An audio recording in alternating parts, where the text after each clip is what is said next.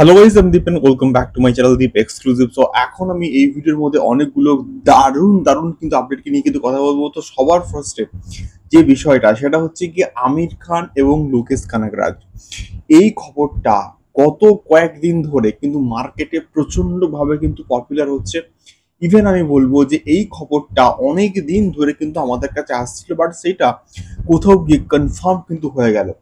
তো আমির খান এবং লোকেশ কানাগরাজ কিন্তু একসঙ্গে কোলাবোরেট করছে এবং তারা কিন্তু একটা বিগ বাজেট ছবি কিন্তু নিয়ে আসছে এবং সেটা কিন্তু কোথাও গিয়ে একটা সুপার হিরো ফিল্ম হতে চলেছে।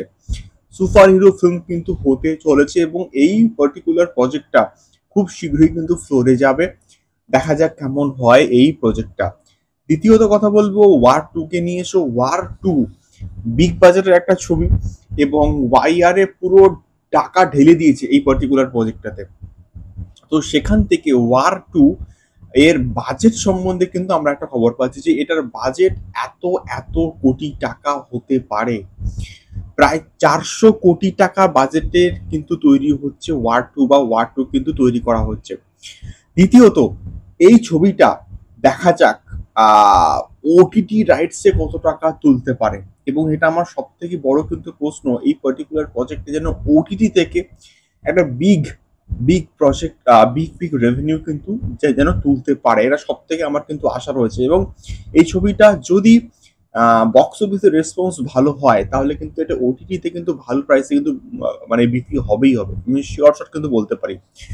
তৃতীয়ত কথা বলবো অবশ্যই এসআরকে কে নিয়ে, যে খবরটা শোনার জন্য তোমরা এই ভিডিওর মধ্যে ঢুকেছো। তো এসআরকে এবং সুকুমার একটা প্রজেক্ট কিন্তু কোলাবোরেশন হওয়ার প্ল্যান চলছে, এবং বলতে গেলে Mythri movie makers, maybe Mythri movie makers কিন্তু এসআরকে কে অ্যাপ্রোচ করছে ফর 300 crores, 300 কোটি টাকা অ্যাপ্রোচ নাকি করা হচ্ছে এসআরকে কে, এবং যে ছবিটা নাকি সুকুমার ডিরেকশন দিতে পারে।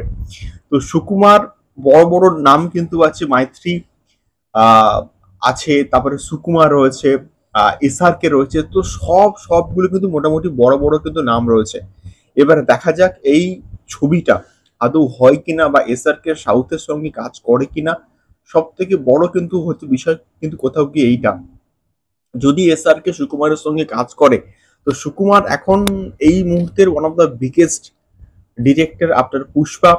তো সেক্ষেত্রে যদি সুকুমারের সঙ্গে কাজ করে, একটা সাউথ এবং বলিউড, সাউথ এবং নর্থ দুটো জায়গাতে ম্যাসিভ একটা কিন্তু বক্স অফিস কালেকশনস করতে পারে। দেখা যাক কি হয়। তোমাদের কি মতামত এই তিনটে আপডেট কিনে অবশ্যই কমেন্ট করতে পারো। দেখা হচ্ছে পরবর্তী ভিডিওতে। টাটা।